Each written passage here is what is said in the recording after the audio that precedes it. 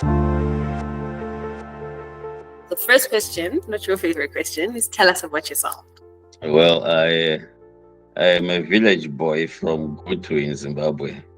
I was born in Rhodesia, grew up in Zimbabwe, and I now live and work in South Africa for Oh, now. wow. For now. And I've been here for quite a while now. I'm approaching 20 years in South Africa, so I have had life here. I would say I'm a village boy in terms of growing up without all the what we call the basics in some countries. We didn't have tap water, we didn't have electricity. We were just herding cattle as part of our duties as young boys in the village, going to school on foot. Um, and yeah, that actually shaped my childhood. Went to school. I actually was privileged that my father was a teacher and my mother was a farmer. By the way, now I can define my mother as being a farmer. But many years ago, it was very difficult for me to answer the question, well, where does your mother work? My quickest answer was that my mother does not work, even though the produce from the fields was sending us to school. When we became aware of the dynamics, gender dynamics, and what actually women are doing to sustain livelihoods and families, I realized that no, she was working as a farmer back then. So I went to school, and being a Catholic, I went to a Catholic boarding school and later to a government school. And professionally, I ended up training as a teacher, which basically defines me.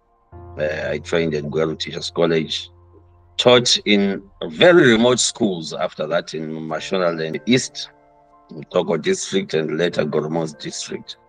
That also defined me in a way, and went back to school. I joined Africa University to do my BA. And while there, a defining moment happened. I became a student leader. I became the president of all Catholic students in Zimbabwe. That was a game changer in many ways. I realized the urgency of youth. I realized the importance of organization at a young stage.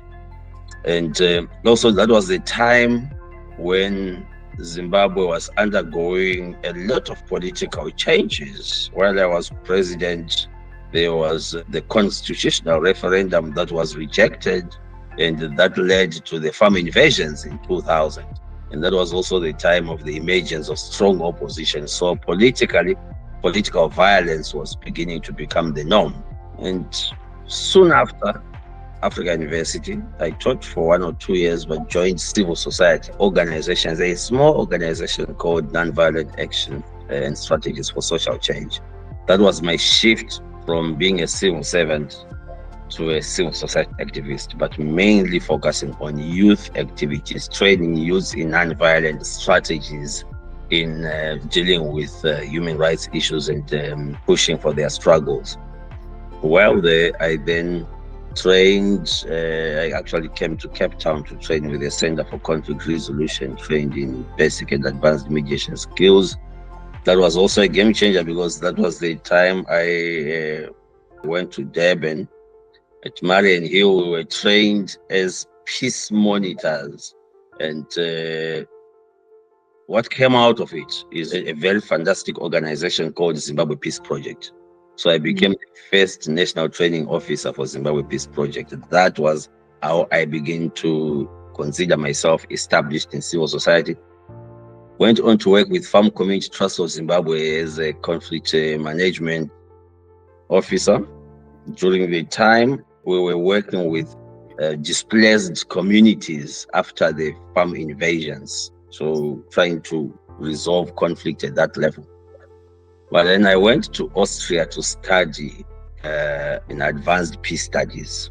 That was my first formal education. And why I mentioned it is because that is when I was taught directly by Professor Johan Galtung, who recently departed in February, 17 February 2024, at the age of 93. I became a Galtung's disciple because I found his pathfinding work, particularly direct and indirect violence, structural violence, and cultural violence, very pertinent, because not only did he coin that while visiting Zimbabwe when it was still Rhodesia in 1965, but it clearly underpins the work that we need to do in Africa because of what I call the triple evils of slavery and slave trade, colonialism, and apartheid. And that unholy alliance of those three, the curses that Africa still has to deal with up to today.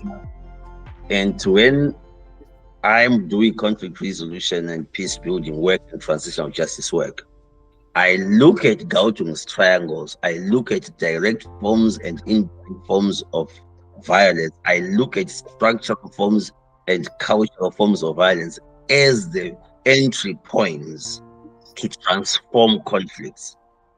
So, if you use those triangles, you'll find that structural violence and cultural violence are pillars that suppress people, are pillars of injustice, are pillars of unfairness. And to transform those pillars into a peaceful community, it needs peace building. And all that work, when we are doing transitional justice, we are looking at transforming structural and cultural forms of violence into a new arrangement where there is equality, where there is fairness, and also to look at the injustices that have been caused by those pillars and how we can build reconciliation through social justice. Because I always argue that there is no peace in poverty. So from Austria, I go on to do my master's and my PhD at UKZN. And while I'm at UKZN, I was teaching there and also became the coordinator of the Alternatives to Violence Project, AVP, which also influenced me in big ways.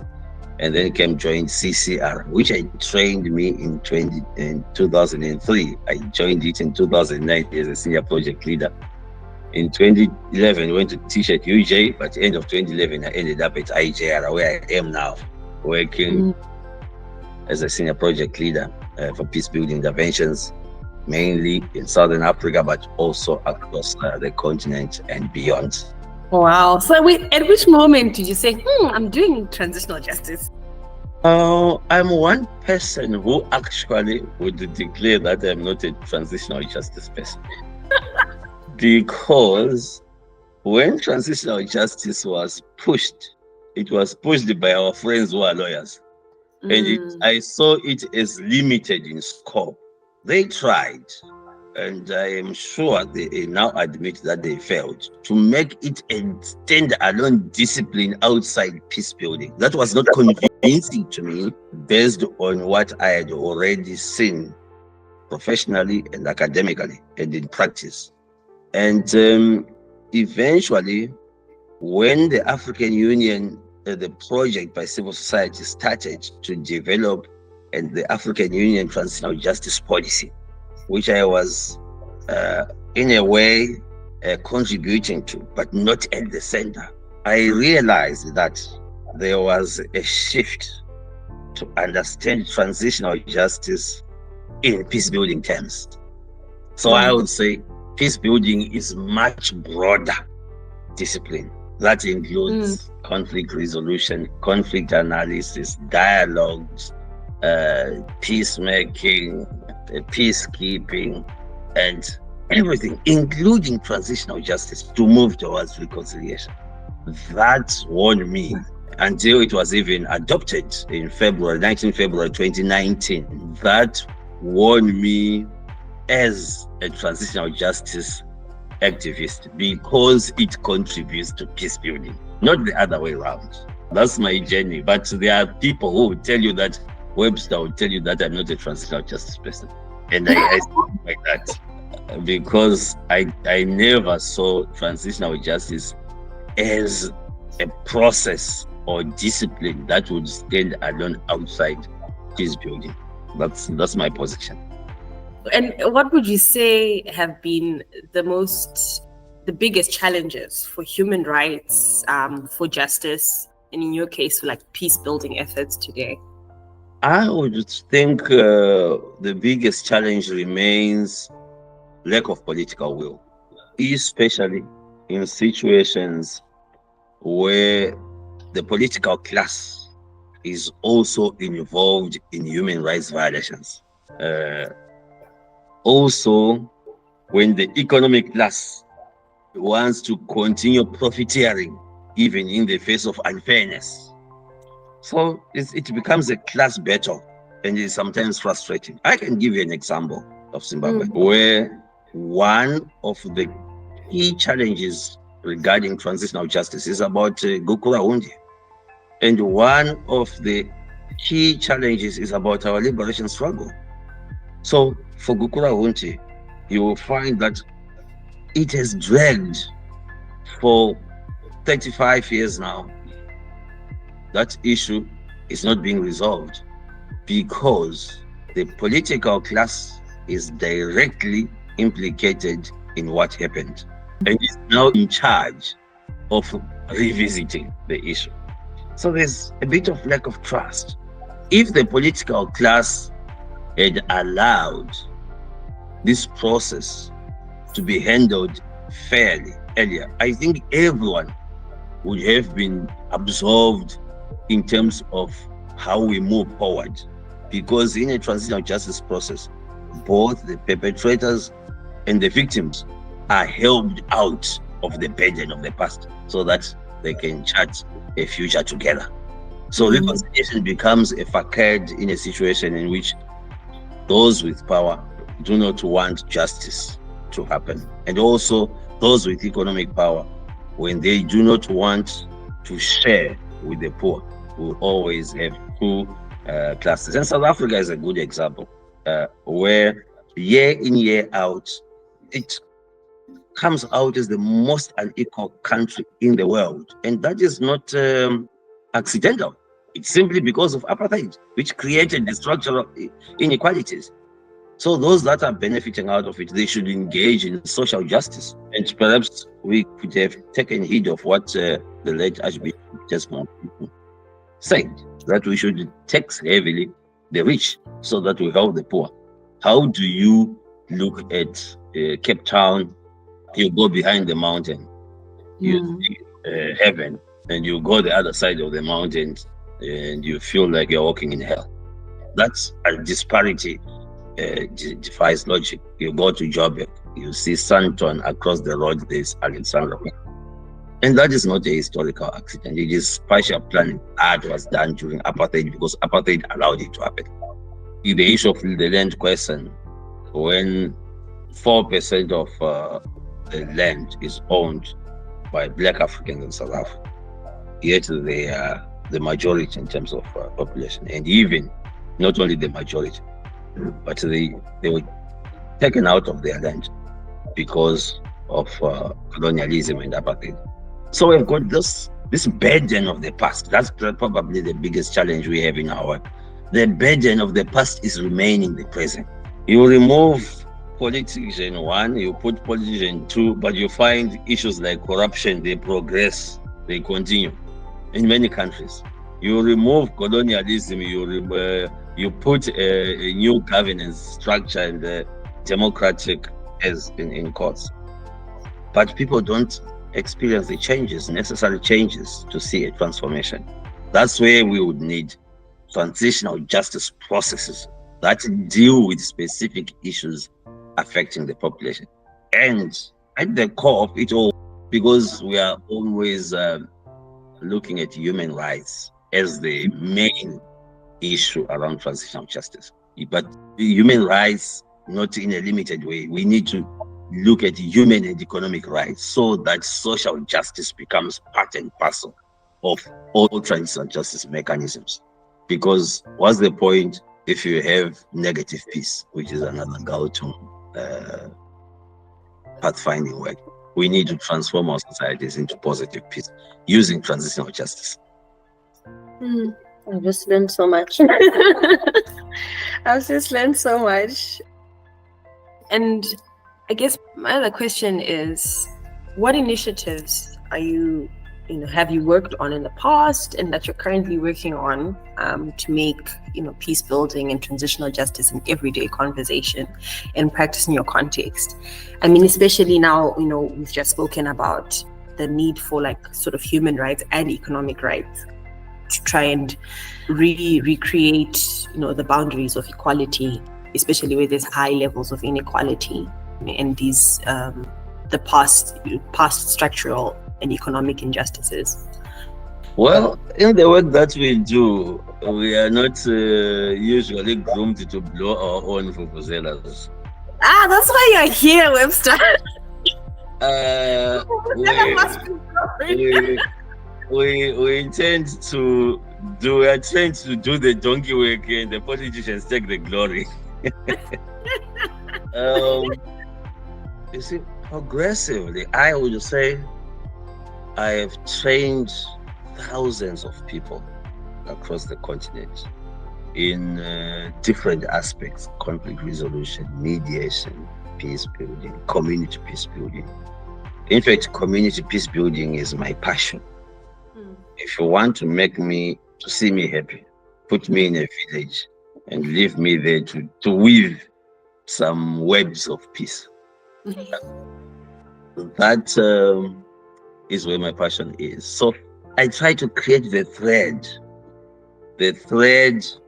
between the local and those that the decision makers. I can give you an example of the first half of 2018. The first 6 weeks, January into February, I had 6 weeks training 240 community peace mobilizers in South Sudan. When you are in South Sudan, end of January, you actually know that in Cape Town it's still summer and people are enjoying. But there we were in a curfew, 7 to 7 curfew. Gunshots were quite common. The arrangement of it all. And you just have to train community leaders who are going to mobilize for peace in their communities. So we trained 240 of them from different districts, which they call PIAMs.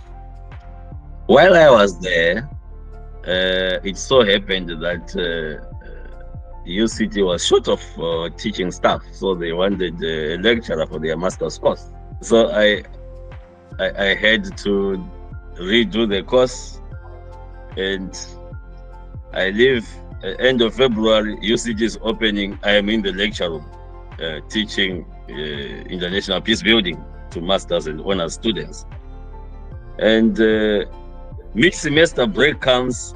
I am in New York as one of the experts drafting the Secretary General's report on meaningful participation of women in peace, in negotiating peace and implementing peace processes. Wow. So you have me outside Juba at KIT, training people from the villages. I am in the lecture room at the best university in Africa. I am in New York at the UN headquarters, drafting the Secretary General's report, and I come back to the continent. So this link between theory and practice is one that I have carried all my life. And I know some friends who may have the same qualifications with me are very good at their work, no doubt. But if I take them to the village, they may be confused.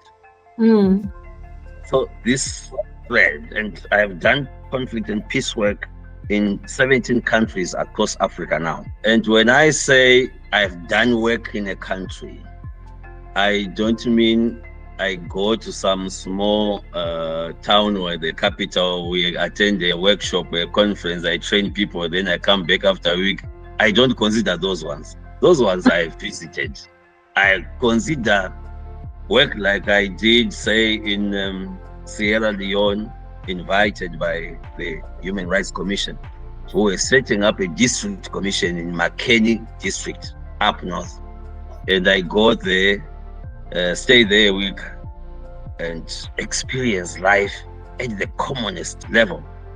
And that's when I call I've done work in a country. The work I did in Tanzania, and also invited by the Human Rights Commission, in Itete village, Iringa district in Morogoro province. We drove 9 kilometers from Dar es Salaam, coming southwest. And you are helping them to mediate a land dispute. That's what I call I've done work in some continent, in a country. And by the way, there's a generation of human rights commissioners across the continent that came from my hands, because we realize that countries generally are not too keen to set up transitional justice processes or departments or commissions or ministries, something that I would actually advocate, that every country must have a ministry of peace that should be looking at these things. So we trained human rights commissions, because countries are okay with forming human rights commissions, not transitional justice or national peace commissions or truth and reconciliation commissions. So we trained them on the link between human rights and peace building, so that we would then infuse issues of mediation, women, peace and security, issues of transitional justice, so that when they did their work, human rights commissions became also the vehicles for peace using a human rights lens. I've produced 5 training manuals. I like training manuals because they are context specific.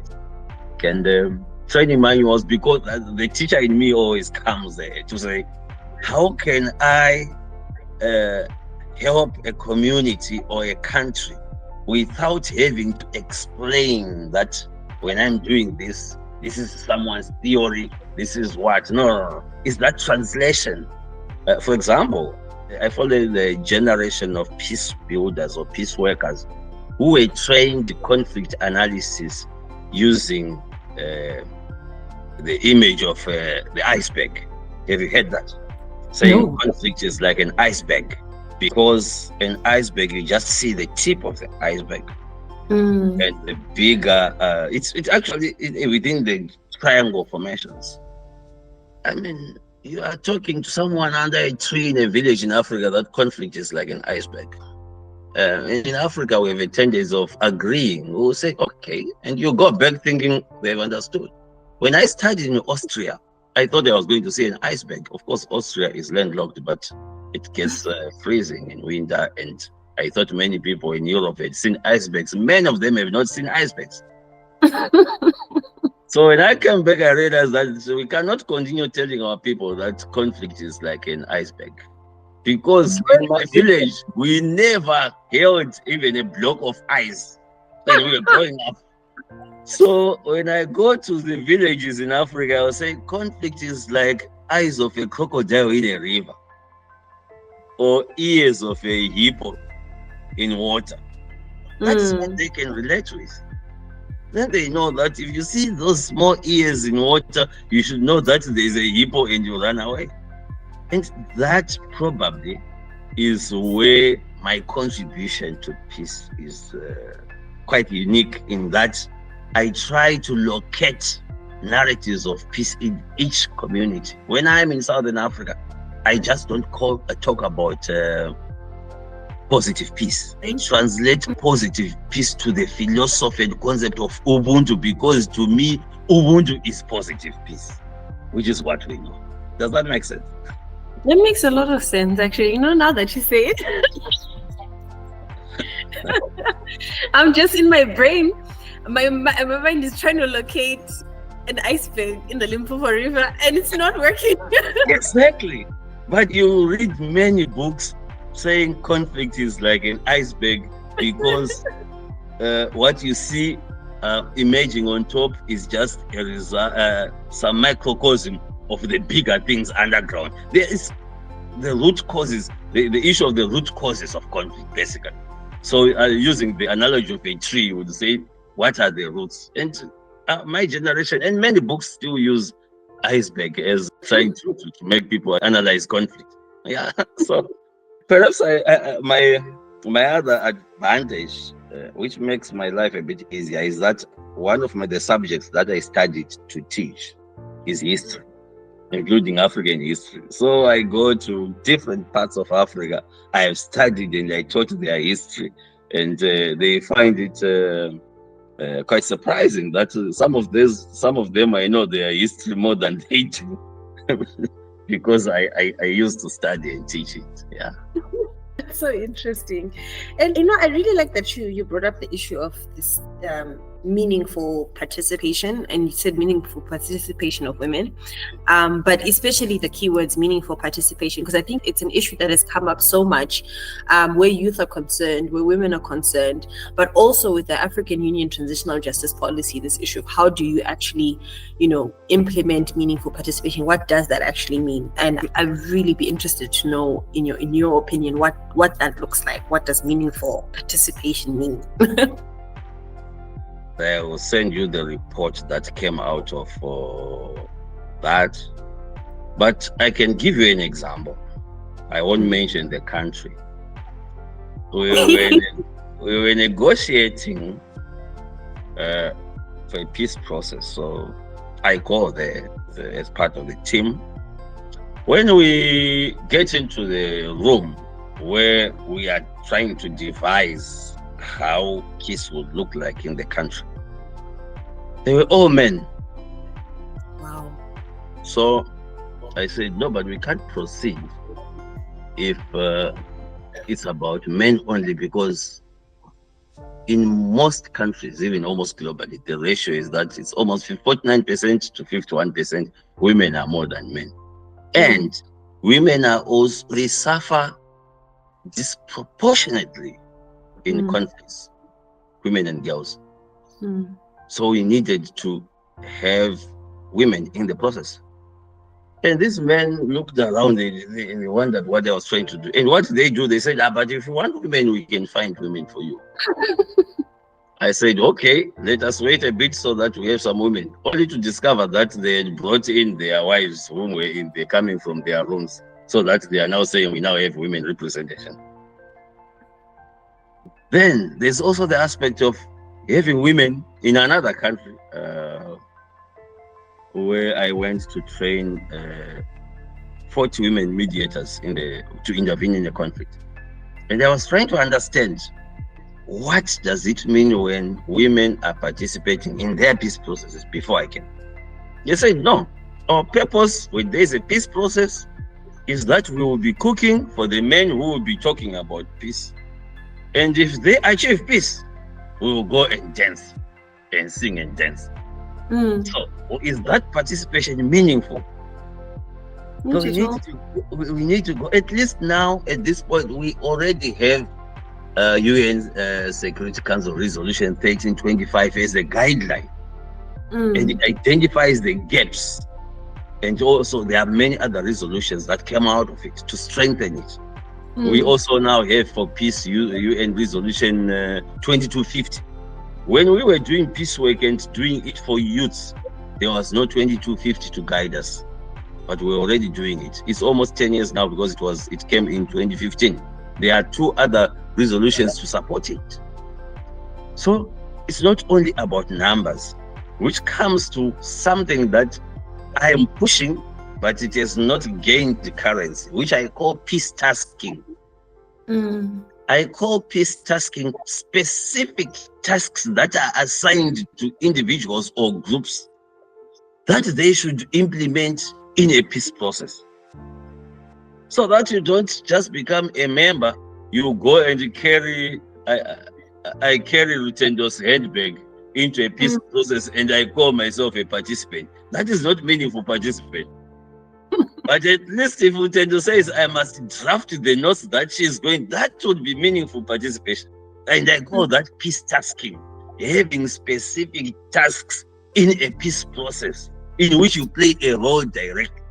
I don't find that in many books. Unfortunately, I haven't written a book about it, but that is my argument, that if we don't give specific tasks, then you may end up having just numbers, but not meaningfully participating. So I will send you the the document, and we try to define meaningful participation, what it actually means. Because it speaks also of the youth. We have always looked at the youth as victims of violence and also as perpetrators, because young boys usually they take up guns, so that that's why we end up having child soldiers. But now we are saying their needs and their concerns should not just be carried by adults. They are equal participants in peace process, because they are directly affected and they also participate. So it's that understanding where it goes beyond just the numbers, but having specific roles in a peace process. And probably what I like about the AUTJP, right, is recognition of traditional mechanisms for transitional justice. And every time you'll find every community, society has got its own cultural practices that they consider important for peace to prevail. So you can actually take people, you report a person, goes to court, but when you go back to the village, the issue has not been resolved because of some cultural practices, rituals that we have to do when there's conflict. And that, I think we need to stick to it and amplify it, because if we are not careful, those in the global north, they don't understand them. It's not their practice. So we should continue to emphasize that we respect those traditional African practices of transitional justice. By the way, we need to only keep those that protect the rights of the people. Otherwise, if you recall, back then in many societies in sub-Saharan Africa, if there was a conflict, there was a tendency of part of reparations, there was a tendency of also paying back with the cows and the girl child. But now we are saying, hold on, having a girl child is now a human rights violation. Their understanding then was that this girl child will be married in this community or family and bear children. You become related, you cannot attack each other. To them, they were reasoning. But with child, we are looking at the right of that girl child and how abused she would have been. So we need to stop on and keep only those that respect rights of people. Is that making sense? No, it's making a lot of sense. It's starting to make sense for me, because I always ask myself the question of what's this meaningful participation? Yes, I understand it theoretically, but at a very far away level where you're like, okay, I get it because I go to school, but what does that actually really mean? So I think that's very valuable. Thank you so much. And what about the link you've spoken about, this link between theory and practice? I think that's another critical issue in peace building, transitional justice, is how do these things come together? And you've spoken about your unique position with those two things. And what would your advice be for people trying to enter the same space, either very practical people or either very theoretical people? How do we bridge this, these two things together? I think there's no strict formula on how one can straddle on both theory and practice, but it should be an individual's intention. Because, in my trainings, I always say, you cannot go to a classroom and teach a person how to swim. You can explain that when you are doing a butterfly or backstroke, this is what you do. If you go with that person to a pool, you see them drowning. The practice of peace is important. So what I would advise people is to always make a balance of testing the theories that they learn and teach in practical situations. And when I say testing practical situations, people may think, but I'm not involved, I'm not invited to a specific peace process by SADC or AU or UN. No.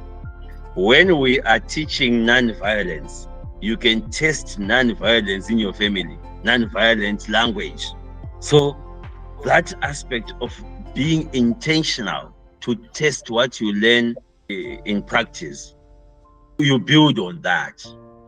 For example, I like nonviolent communication because we communicate every day. But if you listen to people's use of words, many of them are violent and they end up resulting in hate speech that can even escalate.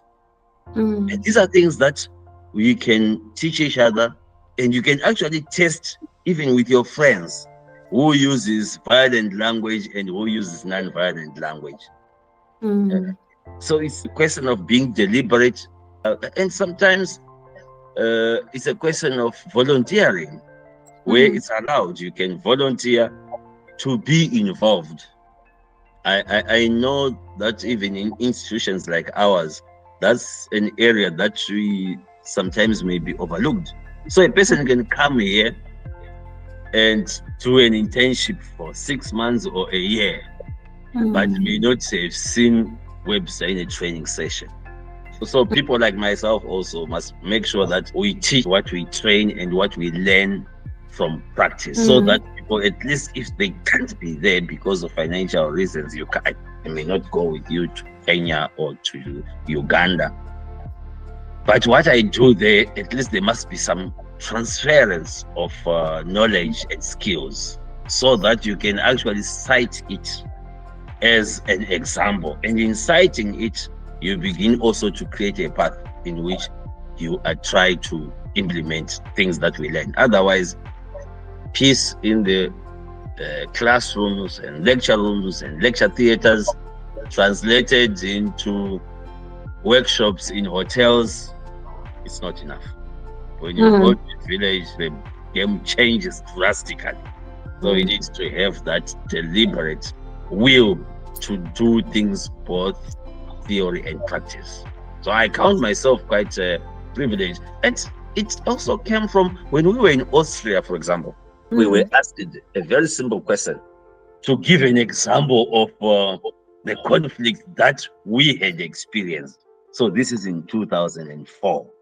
And a number of us who came from Africa, we would look at each other, we would say, but where do I start? Because I've experienced so many things, or at least witnessed.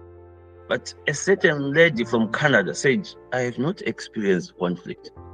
We looked up and she was so honest. She said, I don't know any conflict. The only conflict I know is that some people are not taking good care of their dogs and cats. Wow. And we were doing a same program. Now the danger is such a person gets a master's and is brought in by their organization or their countries that they funded to come and be a practitioner in Africa. I can give you another example. Another Italian lady we had, she said, I want to visit Africa. That's great. Said, so Webster, if I come to Zimbabwe, I said, yeah, I can take 2 weeks off my work and then I can show you around Zimbabwe. Said, but 2 weeks is so little. I want to be there for 6 months and write a book. Said, but if you come to Africa, she said 3 months. If you come to Africa for 3 months, what book will you write about Africa? But that is the problem we have. We have a challenge in which our brothers and sisters in the global north, they come, do an internship here, go back, finish their studies. By the time they come, they're experts. Because when they were studying at UCT, they had a chance to travel to Swaziland, Lesotho, Zimbabwe, and Mozambique, and perhaps another holiday in Namibia and Botswana. So they will tell you I'm an expert on Southern Africa. That is unfortunate and it's wrong, because it devalues the agents of the locals.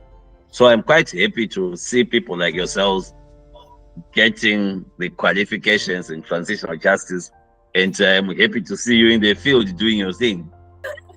Don't just write concepts and dissertations and it ends there. Put what you learn into practice, and then you will see, you learn from it. Oh, awesome. And what motivates you to do all this work? You've done 17 African countries, all the community peace building, especially the story of South Sudan, where they're shooting going off, but you're doing it. How? What keeps you going? What's motivating you? Why are you not in the Bahamas sitting on your, coconut drink? What's pushing you? The challenge is I always use Julius Nyerere's analogy of education. Julius Nyerere said, education is like in a village that is facing starvation.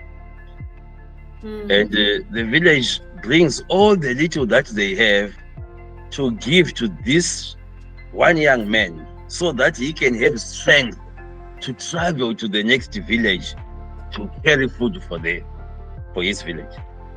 If he takes that, goes to the village where there is food, and instead of carrying food for his people, he goes and stays there and enjoys the food, that person is a traitor.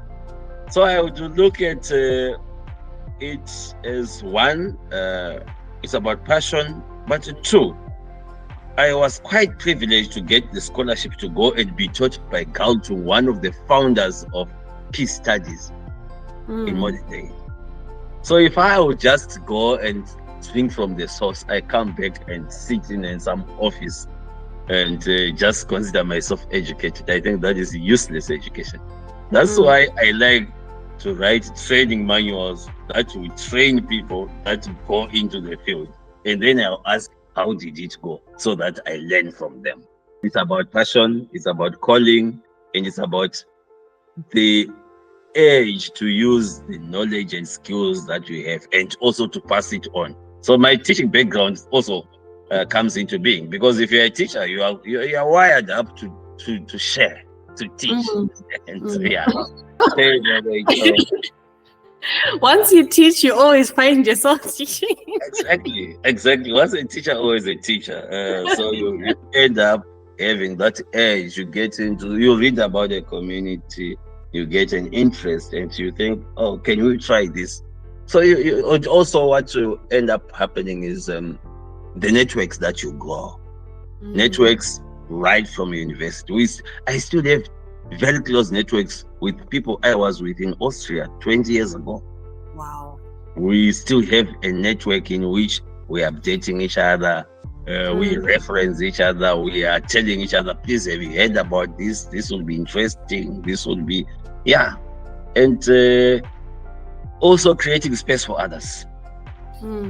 Creating space for others. As you grow, you realize that you can't be everywhere, anytime, every time. So you try to create space for others. They also learn and they grow. So yeah, it's a discipline that is growing. And the world, when you look at the world and where it is going, I think it needs more people like yourselves and myself to be better. No, that's certainly very interesting. Not just pushed by your passion, but this need to ensure that there are always other people who will be able to take over, that they're adequately trained to take over, and sufficiently capacitated. Also, just continuing these networks. So I'm actually learning a lot from these interviews, that this network business is a thing. It's a very, very, very important. That's helped so many people. But yeah, so what would you say are the biggest concerns for peace building and transitional justice at the moment? I think our biggest challenge is that we have a world that is led by business people who are greedy, politicians who are so mean, they are power hungry, and lawyers who think they know it all. And only when they messed everything, they'll realize, oh, actually, where are the peace builders? I think we need them now. If we would have just a quarter of the funding that goes into military expenditure, our challenges would be much fewer.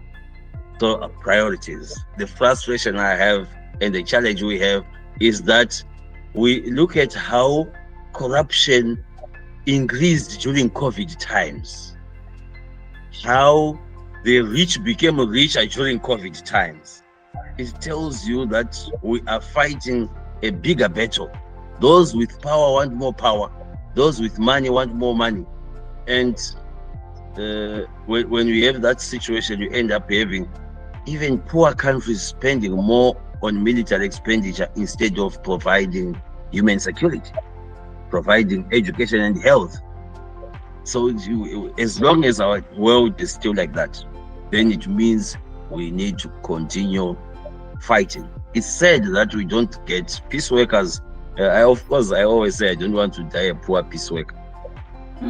But peace workers are not given the necessary support they should have. Even at community level, by the way, you don't need to have a master's in peace or any qualification. There are people who are doing fantastic work at community level who never went to school, but they are inclined to promote peace and they should be supported. Unfortunately, so little goes to them. Oh, that's incredibly worrying. I think especially because when you look up peace building, say, yeah, you need a master's, you need a doctorate, you know, like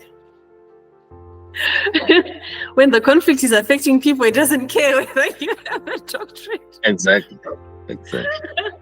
Now I've learned so much from you today. I was really I also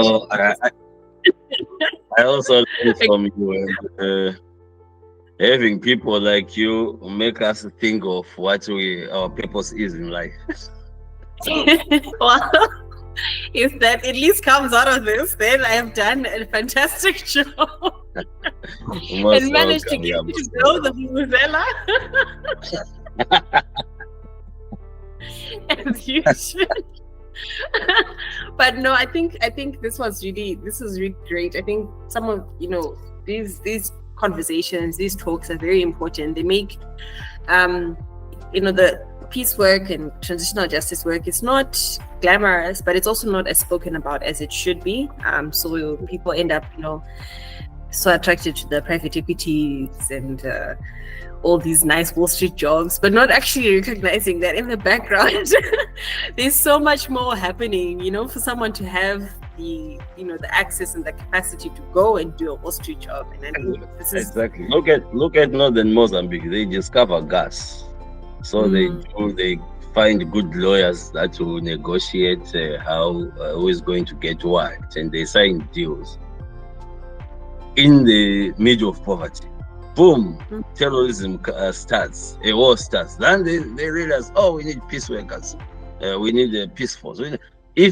If they had invited peace workers right from the beginning, we would have advised them to look at the surroundings and look at how those big companies are going to contribute to the improvement of that local person, so that he or she would not find it attractive to join a terrorist group. But in the midst of poverty, when wealth is just coming and going to a few, it is easy to destroy. But people don't learn. Those with money don't learn. They only realize it much later. Yeah. I'm taking up your hour, but thank you so much. Let me let you go.